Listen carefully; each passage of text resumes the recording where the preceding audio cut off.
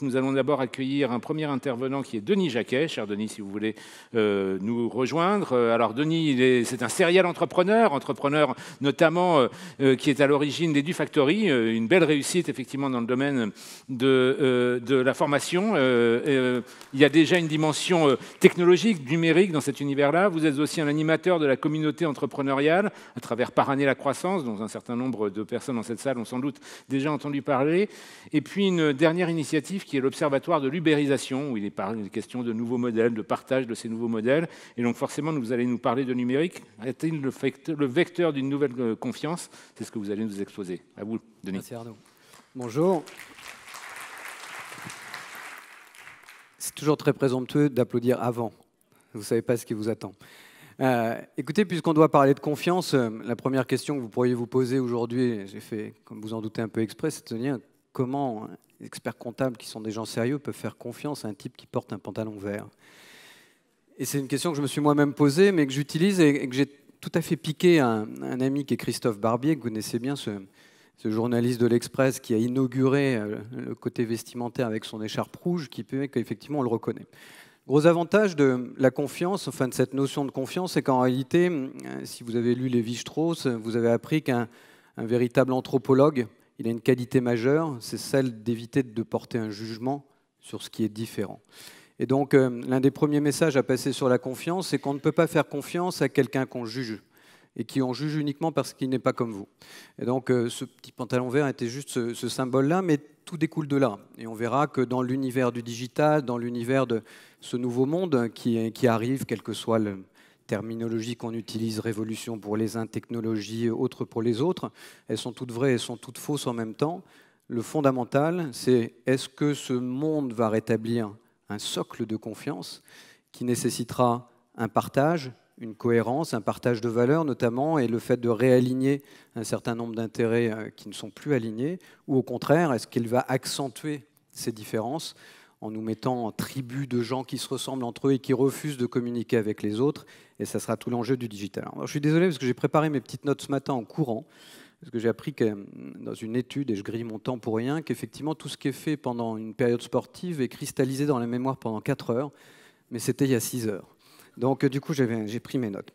Alors, première chose, sur l'Observatoire de l'ubérisation, pourquoi on l'a monté? Parce que dans le monde entier, il n'y a pratiquement aucun pays du monde qui échappe à cette règle. Personne ne s'est donné le mal de réfléchir à ce que le digital, les nouvelles technologies, l'intelligence artificielle, la robotisation, le post-humanisme nous préparent.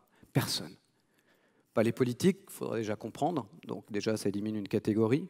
Mais en tout cas, personne n'a réfléchi à ça. Les philosophes restent muets, il y a quelques écrits intéressants, ça commence à balbutier, mais personne ne s'est posé cette question. Donc nous, on s'est dit, on n'est pas franchement plus intelligent que les autres, on est des entrepreneurs, donc on ne peut pas être intelligent, on se contente de faire. Mais par contre, on peut peut-être effectivement rassembler des gens différents, qui ont tous une connaissance, une expertise, mais qui ont surtout cette fantastique avantage d'être différents, de ne pas penser la même chose, de les rassembler et de se poser des questions. Une fois qu'on a défini une vision, des valeurs partagées et qu'on s'est posé les bonnes questions, on peut essayer d'apporter quelques réponses, même s'il n'existe aucune réponse universelle, au moins un socle de valeurs. Et ça, c'était important. On aurait pu procéder autrement.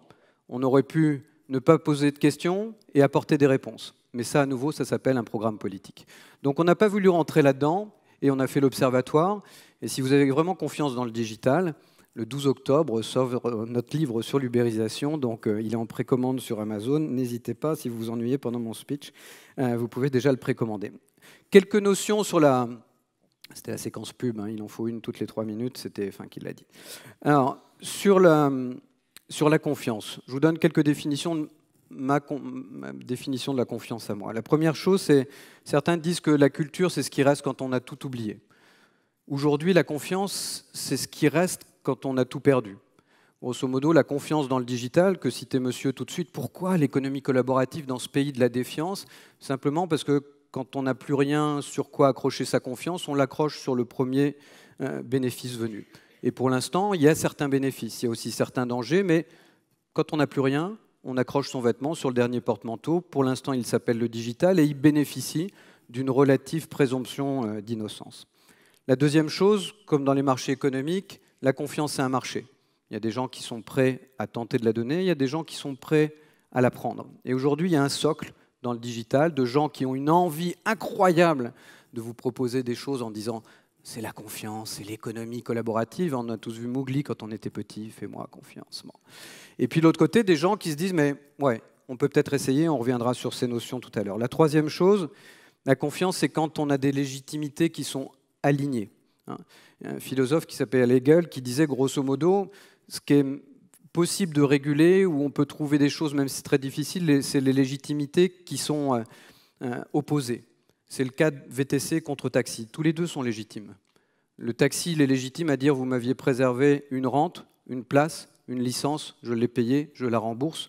J'ai un code de conduite, c'est le cas de le dire, je le respecte, pourquoi on me le vole ?» Et puis l'autre est légitime à dire « mais j'ai levé de l'argent, j'ai pris des risques, je développe des dizaines, des centaines, des millions de chauffeurs VTC, je développe une activité, finira par être rentable, par rapporter de l'argent, etc. Je suis légitime. » Ce ne sont pas le bien contre le mal, c'est deux légitimités, mais opposées. Et donc le principe de la confiance, c'est d'arriver à trouver ce socle commun qui fasse qu'ils aient envie de se battre sur un terrain identique, ce qui permettra à tous les acteurs effectivement de revenir en convergence de confiance. Et puis enfin, la confiance, ce n'est pas l'optimisme. L'optimiste, il dit je pense que ça pourrait arriver. Le confiant, il dit ça va arriver. C'est deux notions très différentes. Et aujourd'hui, en France, on n'a ni l'optimisme, ni la confiance. Et donc, c'est pour ça qu'on est aussi certainement le plus grand consommateur de Prozac, vous le savez, au monde. On a perdu les deux, alors qu'on est heureux. Quand vous allez vous balader, moi j'ai vécu 10 ans dans des pays émergents, la France est un pays heureux. De quoi se plaint-on? Évidemment, il y a des situations qu'on n'aimerait pas vivre, vous et moi, mais on est globalement un pays heureux. Donc du coup, cet indicateur sur la confiance nécessite aussi qu'on se fasse confiance soi. J'ai pas de chrono d'ailleurs. Ah oui, d'accord, je vais vraiment pas assez vite. Si on ne se fait pas confiance, on n'a pas confiance en soi, on ne peut pas avoir confiance en les autres. Les Français n'ont plus confiance en eux. Pourquoi? Parce que même vous, experts comptables, même moi, entrepreneur, même tous ceux qui sont dans la salle, qui pensent maîtriser leur destin, je vais vous épargner les réflexions sur la philosophie matérialiste. En fait, on est un produit d'un choix, on pense avoir la liberté, mais on ne l'a pas. Mais en réalité, on s'aperçoit un peu plus chaque jour qu'on est dépendant de tellement d'éléments qu'on n'a plus vraiment de capacité de détermination de nous-mêmes, de notre activité, notre avenir. On ne maîtrise plus rien. L'effet papillon fait que ce qui se passe maintenant à l'autre bout de la planète a immédiatement un effet chez nous. Bon.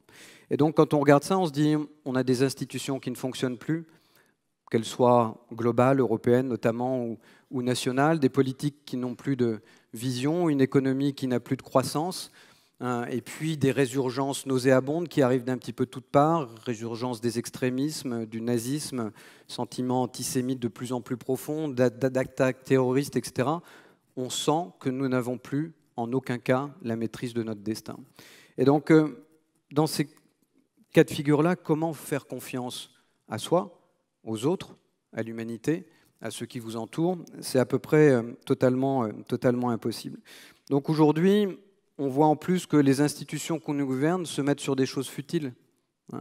Comment peut-on passer autant de temps à décider de quelle est la hauteur du sol à laquelle nos salariés ont le droit de grimper et de ne pas se préoccuper de la montée depuis 25 ans de l'islamisme en France?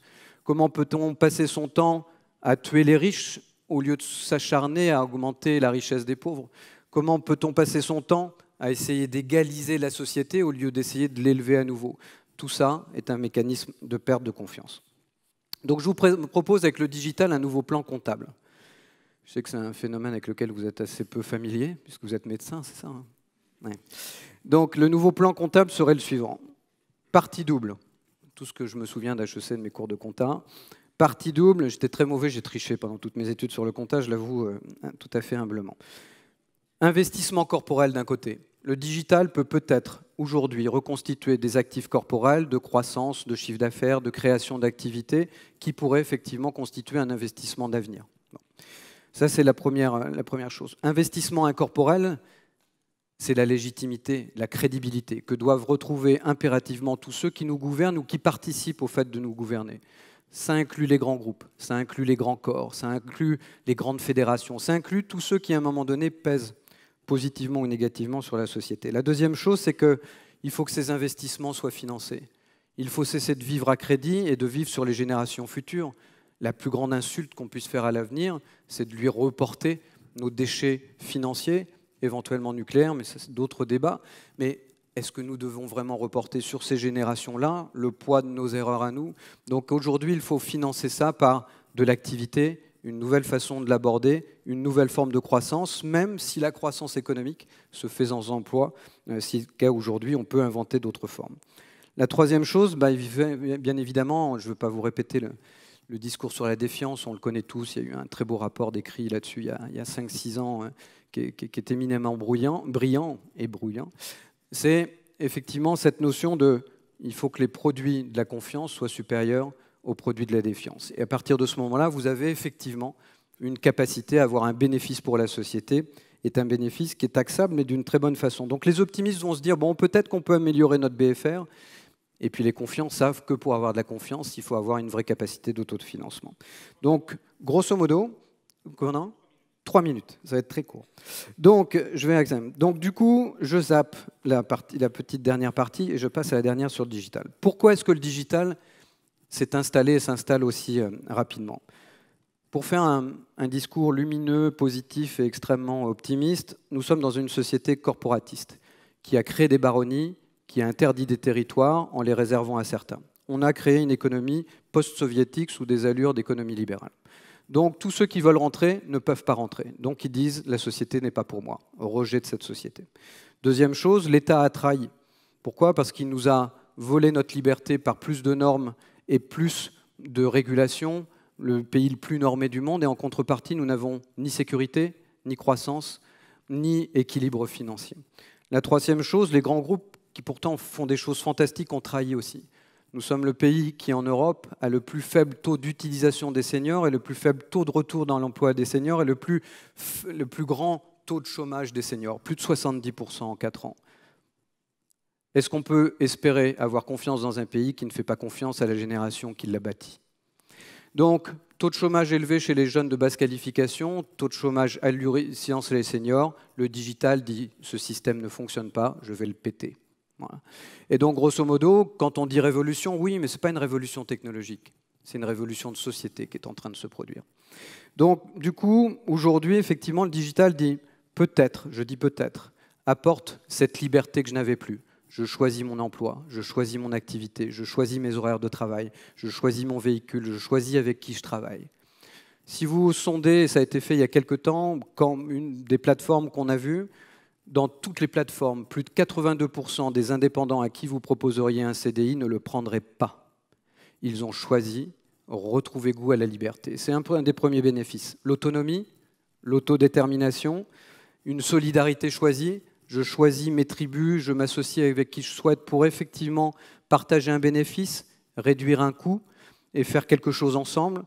On a vu la ruche qui dit oui, tous ces systèmes qui permettent de faire aussi de l'agriculture collaborative, éliminer les pesticides, revenir à une alimentation équilibrée. Bon. Et donc tout ça, effectivement, porte en elle les germes de quelque chose de nouveau et de quelque chose de très intéressant. Économie horizontale, oui, peut-être. J'en suis pas sûr. Ce qui est certain, c'est que cette économie qu'on présente comme collaborative et digitale est en fait un modèle trotskiste à la base et hyper capitaliste en haut. Et vous essayez aujourd'hui de faire fonctionner ce chaud et froid en même temps et c'est juste totalement impossible. Donc du coup, pour conclure, et je vais réussir, je vais piquer juste quelques petites secondes de plus, l'enjeu, il est triple ou il est double.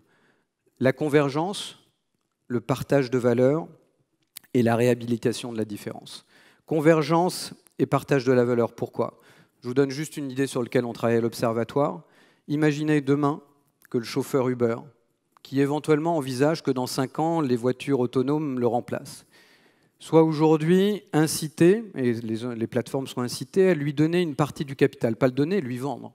C'est-à-dire qu'une partie de la rémunération de son travail va se transformer en action de la société. C'est un moyen, le jour où Uber vaudra vraiment 50, 100, 150 milliards, rentrera en bourse ou fera une IPO incroyable, de partager la valeur entre ce chauffeur qui a bossé 70 heures par semaine, 6 jours sur 7, et la société. Ils resteront avec 80% d'intérêts divergents. Mais ce petit socle-là va commencer à créer un dialogue, un poids actionnariat fiable et une capacité effectivement de dialogue entre ces personnes. Et la réhabilitation de la différence, et j'arrêterai là, c'est effectivement pas seulement d'accepter les gens qui ont un pantalon vert, Mais effectivement, de dire, moi j'étais en Asie cet été, j'ai vécu dans 10 pays du monde aujourd'hui, le modèle dominant est un modèle blanc. Quand vous arrivez en Asie, comme moi cet été, la première chose que vous voyez dans l'aéroport de Singapour, c'est des crèmes pour blanchir la peau. Ma femme, qui est noire, qui est peule, moitié de sa famille cherche à se blanchir la peau. Donc ça veut dire qu'aujourd'hui, personne ne rêve d'être chinois, personne ne veut être noir, personne ne veut être autrement que blanc. C'est le modèle dominant. Si on laisse faire ce modèle, si l'Internet vient exacerber ce truc, nous allons créer des communautés identiques en elles qui refuseront de travailler avec les autres. Si nous savons ouvrir cette plateforme et rendre les intérêts convergents, on va bâtir une société extraordinaire. Donc le bien et le mal s'affrontent. Les légitimités, alors pour le coup pas opposées, totalement divergentes aussi. C'est tout l'enjeu du digital. Vous pouvez vous-même en devenir les experts et comptables parce que vous êtes auprès des entreprises et que vous pouvez les aider à changer. Ça peut être une de vos missions. Donc, merci de m'avoir écouté. Désolé d'avoir dépassé le temps. Très bonne journée à vous.